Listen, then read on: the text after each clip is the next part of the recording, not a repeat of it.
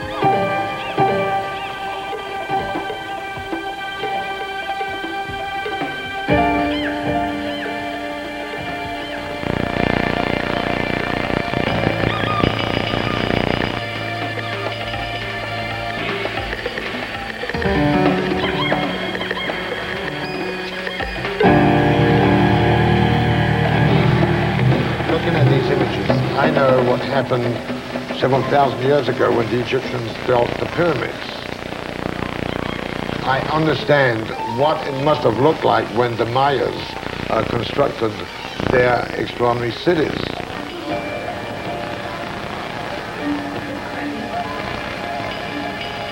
He brought something biblical to it. He didn't just do a reportage.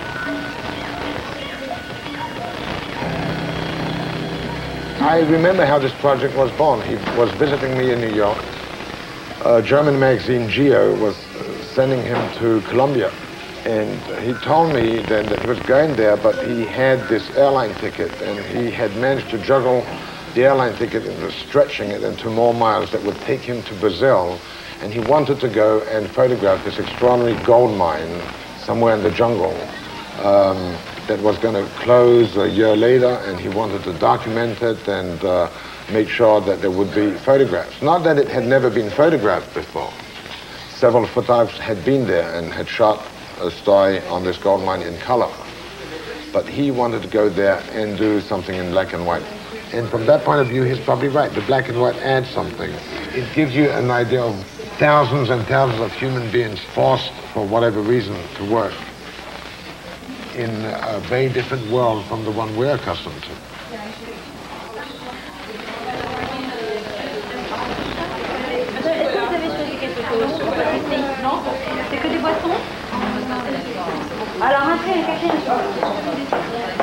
When you go today to a store, to a supermarket, you have impression that the good that you get inside the supermarket was produced in the back of the supermarket. You don't have more idea of industries. You don't have yet idea of the plantations of the product. We don't speak more about this. We speak a lot about service. And this, I hope, with these pictures that I made, to remember that we have yet a big working class, that you are not yet 100% service.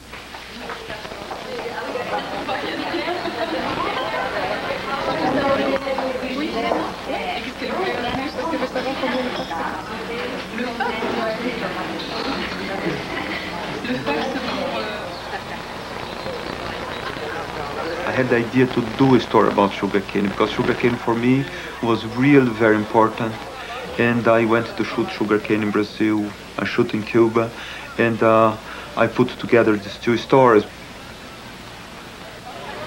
Brazil had a big problem to produce oil, and was necessary to Brazil to import. And they thought that it was better to produce alcohol for use like fuel in consumption in cars.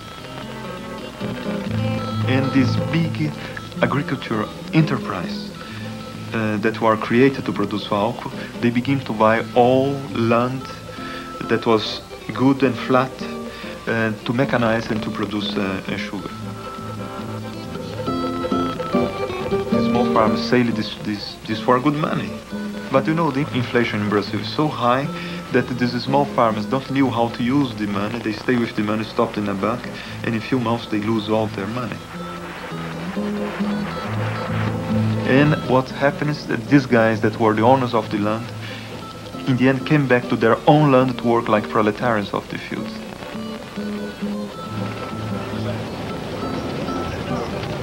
They went to live in small towns close to these plantations, and in the morning these big companies send trucks to get these people. They come to work in the sugarcane fields, and they work for months, 4 months, 5 months, during the season of sugarcane.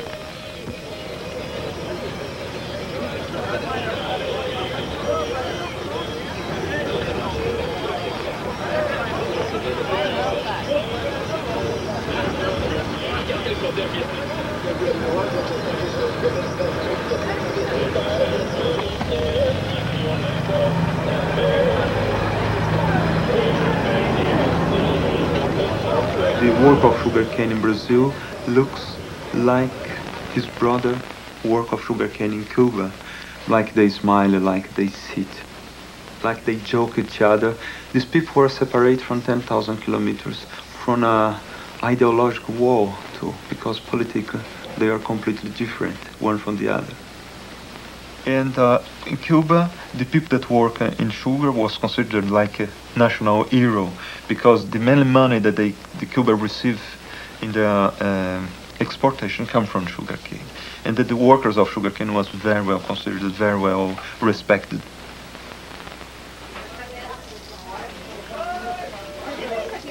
Brazilian workers were what you call in Brazil the boias-frias. That means the people that eat cold.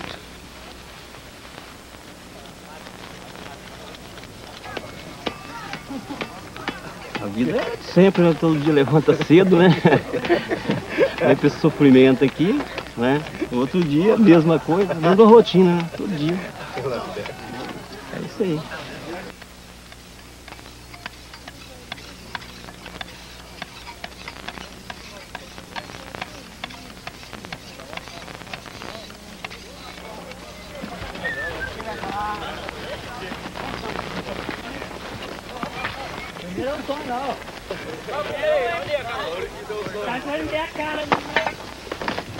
I call them warriors because in the sense when you see them work, they have big knives where they cut the sugarcane, the machete. And that looks like a sword, and the way that they fight against the sugarcane is real a fight. It's very hard to work in this job. To cut a sugarcane, you must be very special position to cut. Then sometimes you have snakes, you have animals mixed with all these. Sometimes you cut yourself. Sugarcane is a very violent work. It's very difficult work.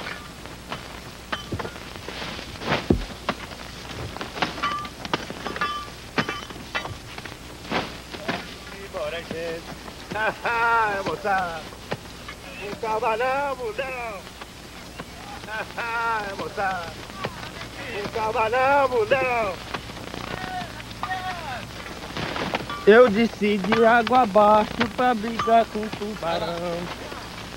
No lugar que canta galo, é certo que mora gente. Não sei cantar mais que o tempo não dá, companheiro. As mulheres fazem, aqui no Brasil as mulheres fazem as mesmas coisas que os homens fazem. Então eu acho que seria a mesma coisa. Então você acha que você é uma guerreira também? Pelo menos é o que eu me sinto. Eu luto pela minha vida, pela vida dos meus filhos, né? Eu me sinto assim.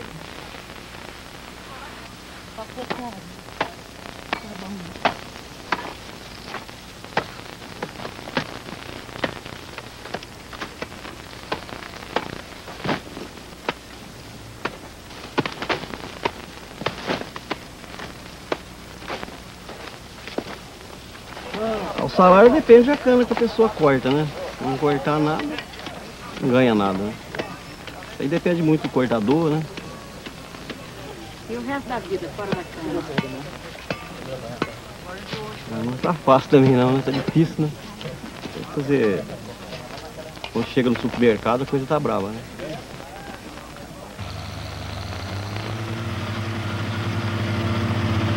I believe technology is fantastic, but I believe that technology is fantastic is real used for the whole community. It's not a technology just to produce revenue for small people in the world. When we begin to see that a massive number of workers begin to lose jobs and a lot of sector of industry begin to disappear, begin to modernize, adapt in another way to produce, and begin to imagine that was a moment to do a story about all this change that was going in the world. Eu acho que aí a maioria do povo se acaba. E hoje em dia o pessoal depende disso, né? E mais pra frente eu acho que não vai ter mais outro tipo de serviço, eu não sei se aqui pra fazer, só cana. Eu acho que as máquinas vão ter que acabar e pôr o pessoal vai trabalhar, porque senão o pessoal vai acabar e as máquinas vão ficar, né? Pelo menos é isso que eu imagino.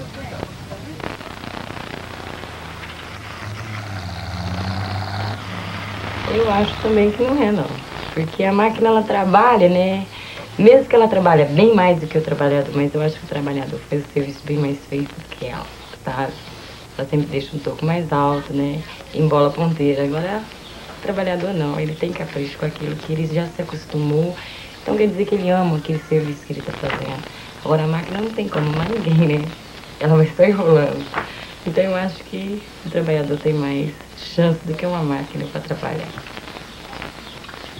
What does she think if the book like this costs $120? Você sabia que um livro como esse aí custa $120, que é mais ou menos 12 milhões?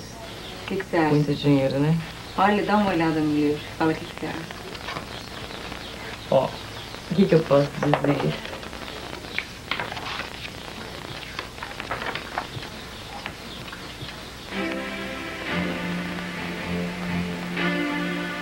Et la photo, on prend avec sa culture. Je prends mes photos sûrement avec mon père, avec ma mère, avec mon village au Brésil, avec tous mes amis. Je prends ma photo à la fin avec mon idéologie. Je suis né dans une petite ville à l'intérieur de Minas Gerais. On dit les gens de Minas Gerais, c'est tous ceux qui portent un canif et qui sont nés proches d'une ville. Donc je suis né proche de ma ville, dans un petit village qui devait avoir 200 habitants, qui continue à avoir 200 habitants peut-être jusqu'aujourd'hui. Et mon père avait des fermes d'élevage, comme il a jusqu'aujourd'hui. J'étais très jeune, j'étais très petit, je venais de la capitale de mon état. C'était un voyage très long, c'était un voyage qui faisait presque 30 heures. Et on sortait de ma ville, et les soirs, on voyageait toute la journée, on passait toute la nuit en voyageant en train, parce que c'était pas des trains très rapides non plus. Et j'étais très petit, je passais dans une région, qu'on appelle la vallée de l'acier, au Brésil. C'est dans ma province, l'état de Minas Gerais, c'est un état grand producteur de minéral de fer. Et c'est à côté de ces grandes mines des gisements de fer qu'on a construit énormément d'aciéries, beaucoup d'aciéries. Et ça, j'ai resté profondément touché par ce que je vis, parce que pendant la nuit, on voyageait, et c'était des trains en couchette, des lits. Et je ne dormais pas la nuit en regardant par la fenêtre ces mondes de production, de feux incroyables, des cheminées qui crachaient des feux partout. Des hommes, on pouvait voir les hommes qui travaillaient parce que les trains passaient très proches de ces aciéries, autour de ces hauts fourneaux, de ces fleuves de magma qui passaient. Et ça m'a impressionné de manière incroyable. Je ne pourrais jamais imaginer, en venant de ma petite ville, la première fois que je vis, qu'il y avait des hommes qui travaillaient autour de choses tellement importantes, tellement grandes, tellement presque religieuses, n'est-ce pas? Parce que je voyais ces grands fleuves de feu dans ces immenses bâtiments qui ressemblaient plutôt à des cathédrales. Et je voyais ces hommes presque comme des prêtres qui ouvraient dans cet univers de feu et de fumée et de nuit. C'était un univers de beaucoup de pouvoir, de beaucoup de force. C'est de là que je pourrais comprendre d'où venaient les couteaux, n'est-ce pas? D'où venaient les canifs.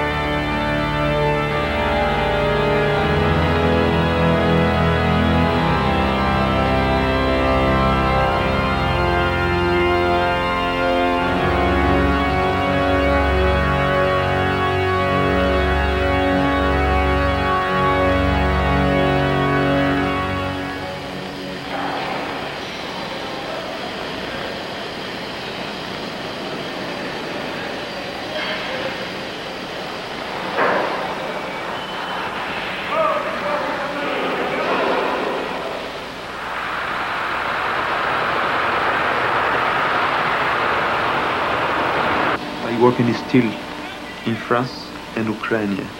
Both of them had the idea that were the base, the center of the industrial production.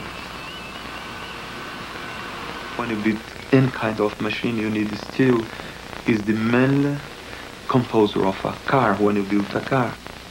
When you build majority of things that we have in our consumption society, you need steel.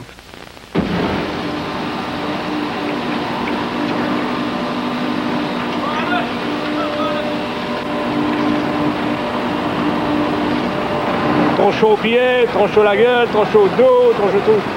Et c'est danger encore en plus.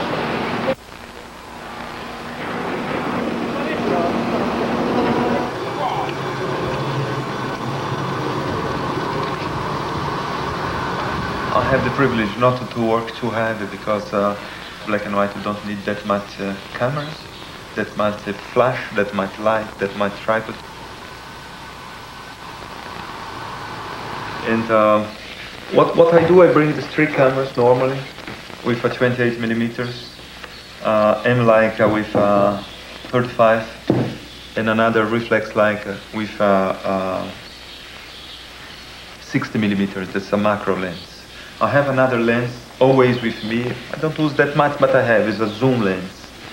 That if I cannot be close to the subject, sometimes I use, but probably 2 or 3% of my picture I do with this, but I have with me.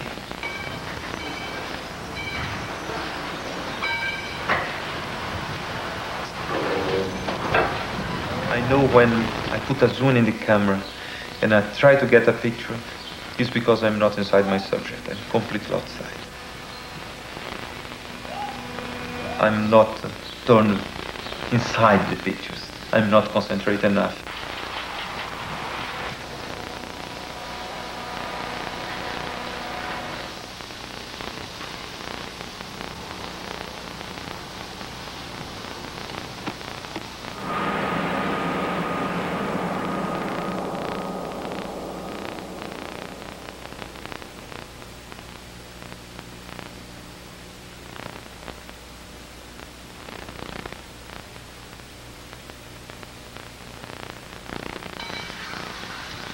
He's not somebody who will just walk into a place and walk out. He stays, he has drinks with people, he asks them a lot of questions, he speaks to them. The thing is, he's able to speak to them also. I mean, this is something extraordinary about Salgado. He speaks 4 or 5 languages very well, sometimes with a strong accent, but he speaks, he's able to communicate and not on a superficial level. Moi, 5-6 ans, ça, moi, 5-6 ans, j'en ai été là. Et après, il nous a fait la photo. Moi, quand je l'ai vu, j'ai eu la photo à la maison, je l'ai fait agrandir. Il me l'a donné, le chef de poste, il me l'a donné, je l'ai fait grandir. Mais quand je l'ai vu comme ça, j'étais étonné. Bon, oui, c'est bien, de sympathique, c'était le brave gars. Il était derrière moi, je m'étais jamais rendu compte qu'il était derrière moi, je pensais qu'il était... Alors il a dit, il travaille comme si tu dois travailler, moi je suis là derrière, je photographie, il fait des photos. You must know a little bit the person that you photograph to build something together. Because I believe that's very complicated to arrive to get something strong from the pictures, to get a message, to get something, if you just come in. I normally, when I took this store, I spent about 6 years to shoot it. And of course that I made a lot of reportage, a little bit more than 40 reportage, 40 stories. But some of them I spent 4 weeks, some of them I spent 4 months to do. And in this month, working from the morning to the evening, you are right to have a contact with people that you photograph. Normally, I never pose the people to take pictures. And I believe when you pose, if you really look at the pictures, you begin to see the photographer inside more than the people that you photograph. And that I believe that is a little bit dangerous to do this kind of thing. I think he has a lot of tenderness for his subjects, and he often says it. He's very concerned about their dignity. He doesn't want to show them at their worst. He wants to show them at their best in a situation that is not naturally uplifting. So there is this sort of complex relationship that he establishes with the subject. I know that Don McCann, for instance, and Gene Smith also, and everybody always mentions the dignity of the subject they're dealing with, that they want to preserve and protect and not show them in a way that is degrading at all. But I think with Salgado, he goes further. He emphasizes so much. He belongs to the group, and he only wants to show them in a very positive fashion. I believe that you must be very close, very inside, to receive these pictures, because in the end, majority of the pictures you received from the first that you do.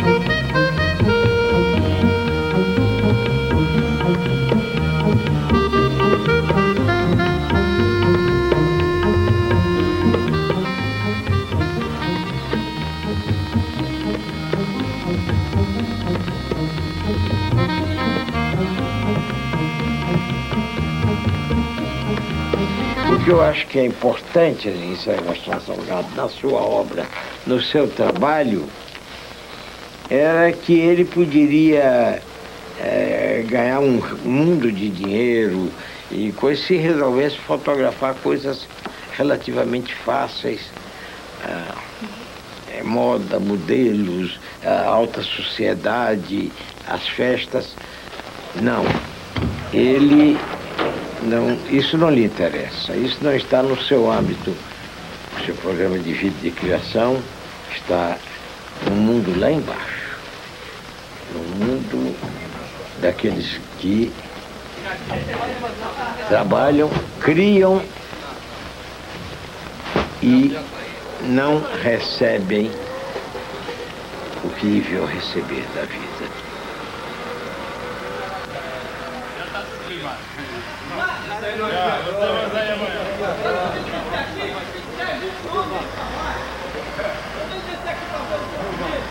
Perigosíssimo. Tem 12 homens ali embaixo. Se facilitar, põe a cabeça para fora, a lingada cai em cima, mata. Já hoje cai mais 5 lingadas aqui no convés embaixo. Se tiver um embaixo, já era. Já era.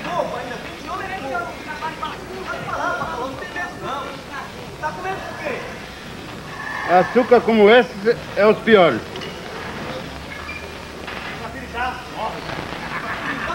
Até sem facilitar morre também. Tem companheiro aí que facilita. Que sem facilitar morreu. Como aquele diretor que morreu no convés do navio que o guindaste caiu em cima dele. Tava mandando com o meu todo de lá e o guindaste caiu em cima. Não estou revoltado, estou contando a verdade, não estou contando mentira.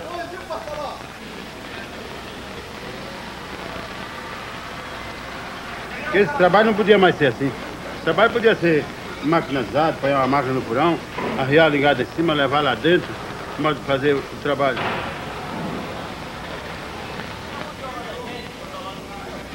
Não, mas tirava o mesmo tanto. Chega lá, tem que pôr na mura.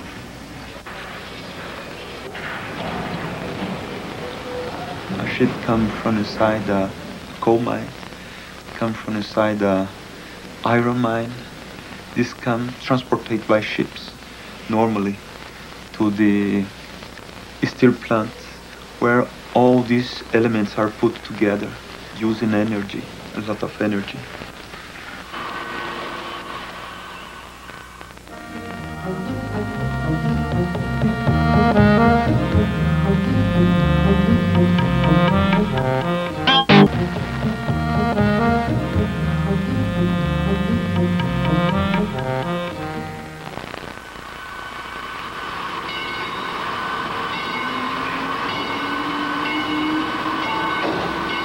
To produce the steel, we needed to mix the iron ore with coal, with other elements. But basically, these two elements are very important to production of the steel.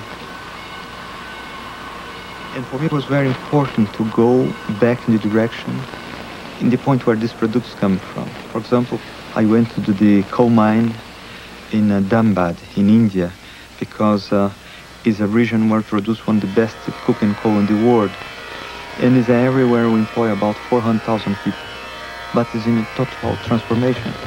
That means this traditional way to produce coal where the people went to underground. That continue to be. But the most production will become from this open cast mine. And of course will be creating a huge employment in this area like you are creating anywhere around the world with the modernization.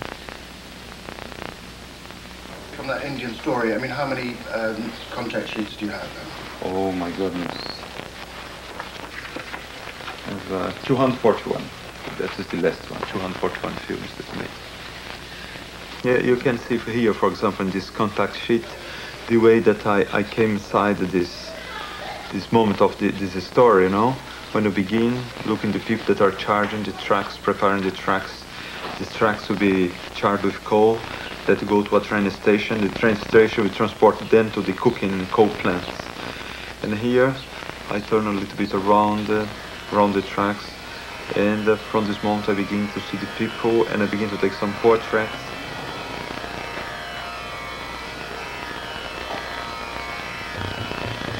Two portraits of this man. And probably look beside, and I get that this is a small series, the three persons.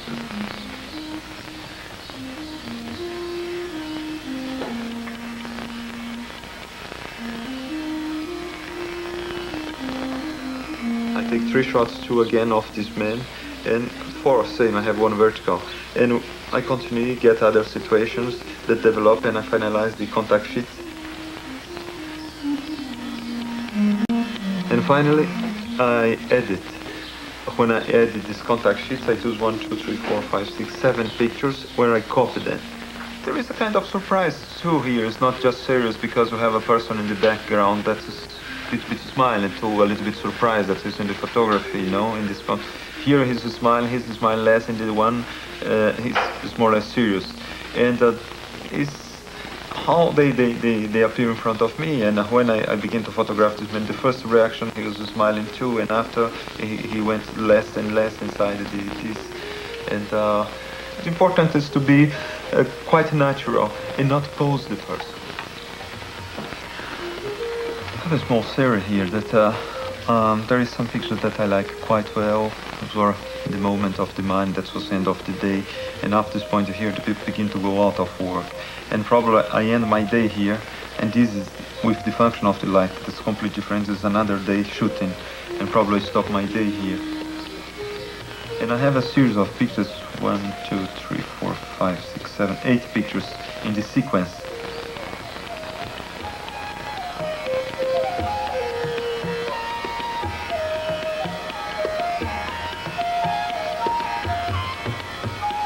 There is 3 pictures that I like very much. That's the number 15, 16, and the 20. After that you made the choice of in your contact sheet, you go to dark room and you print all your choice. This is all work prints. This is all full of work prints. And here, I believe that I have more than 100,000 work prints here inside of these things. And the first choice that I did in this small series that is the same situation is a chariot going out of a mine in the end of the day, because families in India, they come to work together in the mine, and they bring a small chariot with food. The first choice that I made, I get this picture. I have a very, very beautiful light going on, the composition is nice, it was tell the story.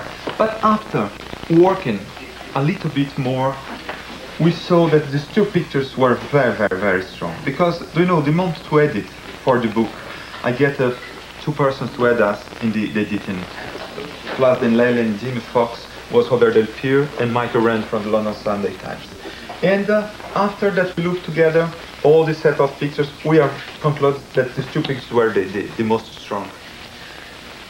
And after working more, we finalized with this one.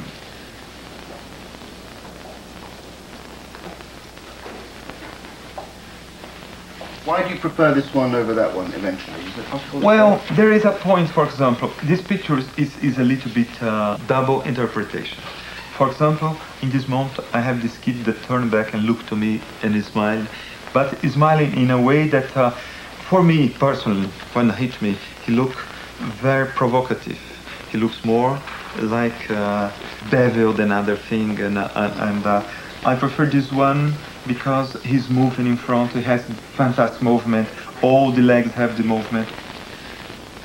I never have fights with Sebastio on editing. Sometimes with photographers, you know, they get emotionally involved of what pictures they want, and you have to be kind of... I always sit there as if I'm someone, you know, in Japan, and I don't know the man, and I don't know the pictures, and I'm just the reader of the magazine, and I turn the pages, and I want to get the most out of the pictures. Personally, I prefer the other one because I was kind of drawn a bit back, you know, and they were kind of more in the environment. Visually, you center obviously on the child. The picture had this aspect of what was the child's future in 30 years' time? Or would the child have died from malnutrition? I mean, it doesn't look like it would, but perhaps, you know, they will have abolished the work and the child will no longer be there. Aqui, depois desse aqui, ó, desse homem de óculos aqui, ó, antes dessa. O menino. É o menino. A menina. Essa menina botou aqui. Tá, então tira isso.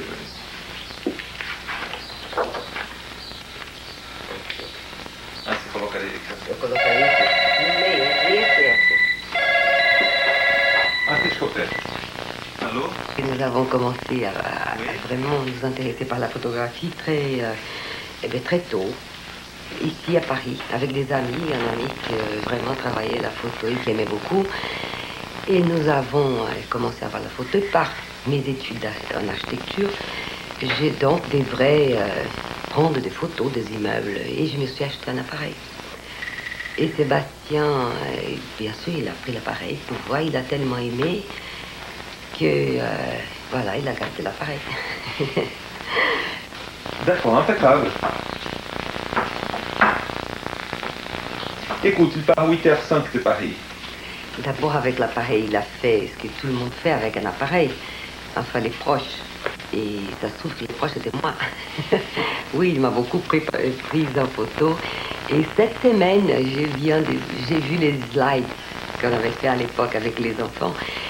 Et ça, vraiment, sa première photo, c'était une photo de moi sur une fenêtre et déjà à contre-jour. Ça, c'est vraiment très intéressant. Et bon, et après, il a continué à prendre des photos de tout ce qu'il voyait, tout ce qui l'intéressait. Et il a continué à chaque fois à ouvrir son champ. Et même si j'ai commencé à faire la photo très tard et que c'était une façon de me communiquer avec les restants des gens, n'est-ce pas, du monde, soit communiquer à travers l'approximation d'un groupement humain. Vous savez, on ne réalise pas des photos, ces genres de photos au moins, des photos sociales, des photos humaines, dans l'espoir de faire de belles œuvres artistiques individuelles. On présente des séquences d'images. Dans l'exposition, il y a beaucoup de textes, on a 25 grands panneaux de textes. Dans les livres, chacune des histoires présentées, elle est racontée d'une façon journalistique. I'm just bleaching little parts to give more light in some details, like the faces and little flowers and the dresses. And after I have to fix again to conserve the print. Les dernières photos du livre, donc la dernière histoire, c'est un hommage aux femmes. Et comme elles sont vraiment des femmes fortes qui travaillent avec des choses où ça dépend beaucoup des forces physiques. Et en plus de ça, magnifiques, très très belles. Et là aussi, c'est incroyable de travailler si belle, si bien habillée et si pleine de bijoux. Comme on disait tout à l'heure, nous, on ne penserait jamais. Mais c'est vraiment très très joli. Et là, bon, c'est une belle photo, une bonne composition.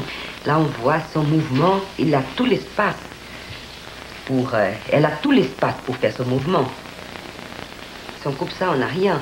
Mais de toute façon, lorsqu'on voit l'image entière, bon, elle fait un grand mouvement, donc elle a besoin d'espace pour faire ce grand mouvement. Et l'espace, il est là. Je suis sûre que c'était des hommes que transportaient tous ces tuyaux. Ils n'allaient pas transporter comme ça.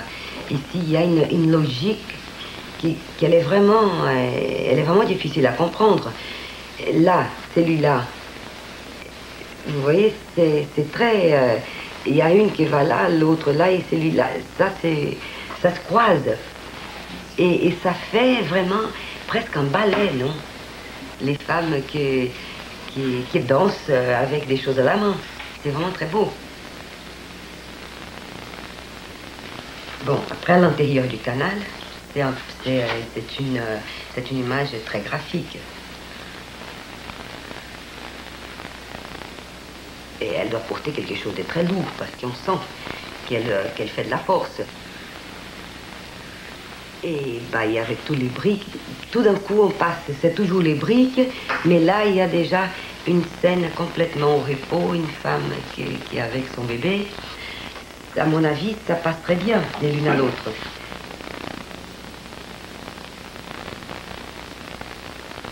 Et après, comme il s'agit d'une histoire sur la construction d'un canal, voilà, il y a les canals, et il y a déjà les bienfaits du canal, toute la végétation qui commence déjà à prendre les déserts. Bon, et toujours ces ballets des femmes qui travaillent au fond. Je suis venu à Vittoria en 1960 pour faire la deuxième partie des cours secondaires. J'ai fini ça, j'ai rentré à l'université, j'ai fait mon université à Vittoria où j'ai connu Lélia.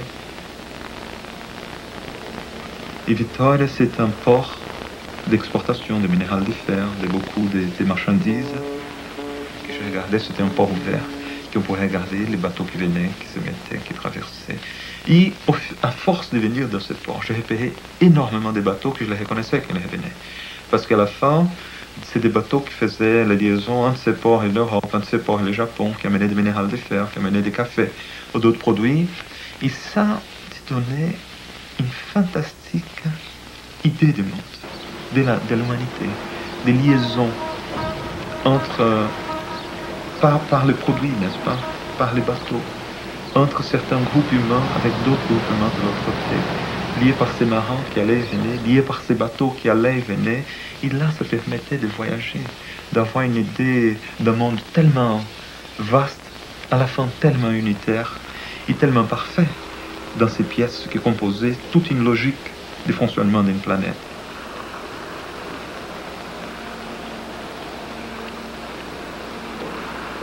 A ship comes from inside a coal mine, comes from inside a iron mine.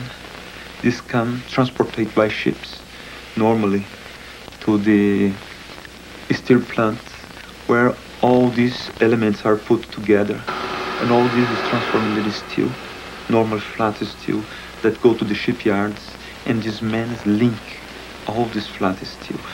At this point, they are very close to the people that work in coal mines, and sometimes in iron mines. Because, for example, the disease that you have from a coal mine is the silicosis, is the heavy air that you respire the elements that come from the mines and made a deposit inside the pulmon.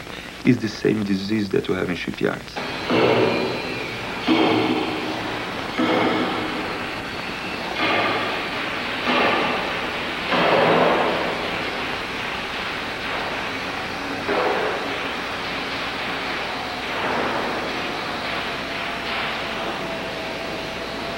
And after slowly by slowly, you made a ship, a fabulous machine, that in the beginning, when you look how you begin to do a ship, you say, what is this? What kind of things that has no form?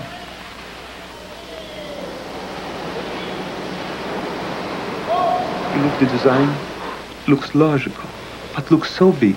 The scale is so huge that you say, it's impossible, we cannot do all this. And slowly by slowly, we built this fantastic thing. One day, we put this ship in the water, and the day that it reached the water, became a ship.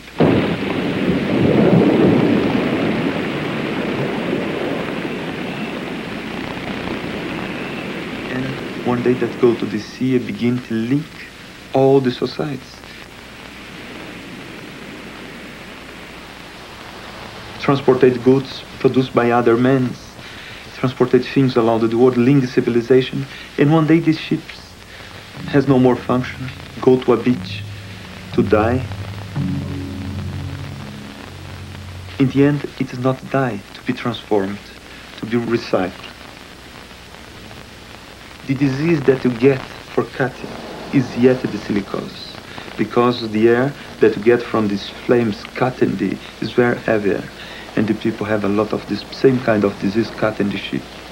And this ship is to be transformed again in flat steel, and in the end the ship will be transformed in all goods that the ship transported in all his life. Will be transformed in knives, in forks, in agricultural instruments.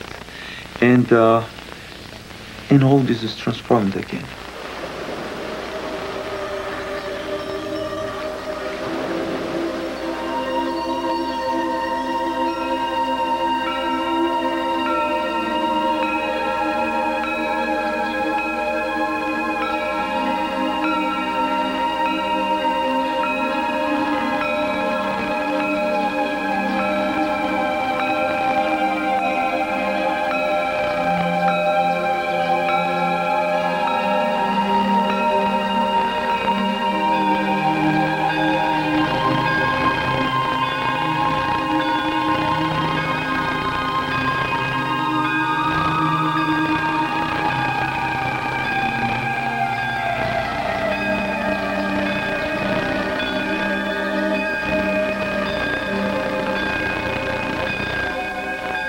I wanted to provoke a small debate about the workers of the third world, because these people work, they don't receive enough money to be alive.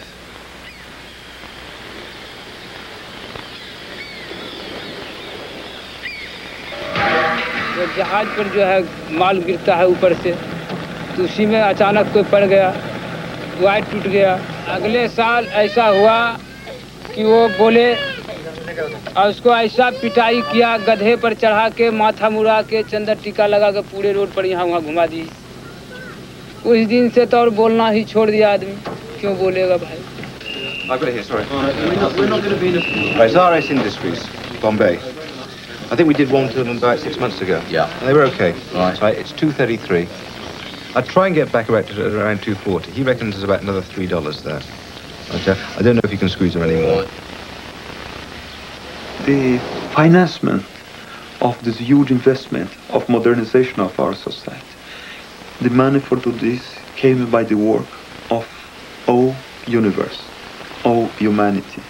Came a lot by the transfer of revenue from one side of the world to the other.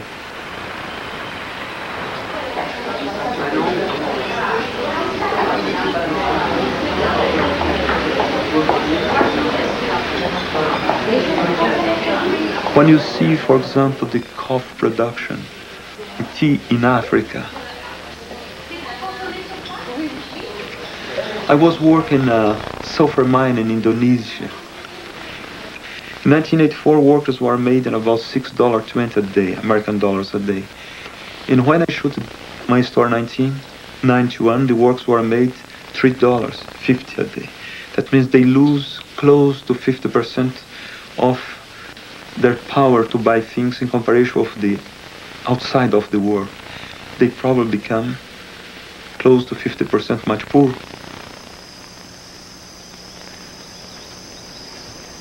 We built a society that produces big amount of goods for consumption, but we are reducing the number of consumers in the world because we pay them less in the third world or in our side of the world because we become so modern that we create a huge unemployment. And that's a small contradiction that we are living in our time, in our story, that we must work it out. Because if you don't work it out, I believe that we can be in some trouble. And I hope that we can work it out.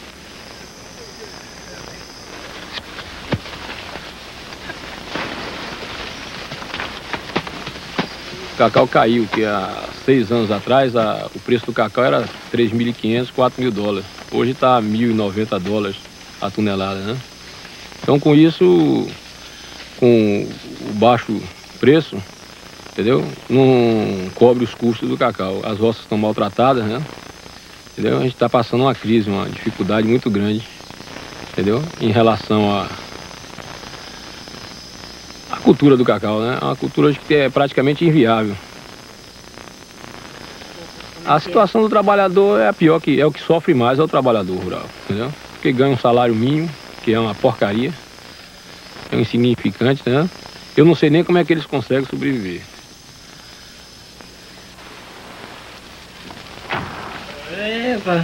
Vida cansada aí, só trabalhando noite, dias aí. Sabe como é que é, né? Tem que trabalhar mesmo, né? Manuel, o que você vê pro futuro das suas crianças? Você queria que os meninos também trabalhassem no cacau? Acho que não, eu queria que Deus me ajudasse depois eles estudar aí e ver se eles conseguem outra coisa, né? Cacau não dá quase pra viver, né? Serviço muito devagar, né? O que você está pensando em botar eles na escola? O que você queria que eles fizessem? Estudar, né? Estudar pra ver que quando tiver grande ganha um emprego melhor, né? Continuar, porque eu já acostumei, né? Eu gosto um pouco de trabalhar no cacau. E vocês comem chocolate aqui ou não? É difícil. Difícil a gente comer um chocolatezinho. Cheguemos pra plantar cacau. Gente, em uma noite de Natal, veja enquanto a vida no sul é boa. A gente trabalha, porém ninguém aqui vive à toa. Plantando cacau, nada faz mal, porque entende a gente normal. Vocês não sabem que a vida é boa pra quem vive normal. Cheguei aqui agora, só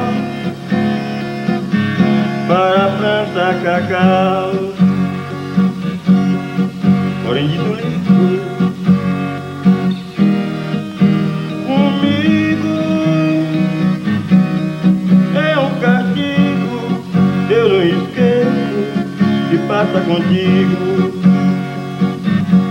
Porém entenda agora, nada faz mal.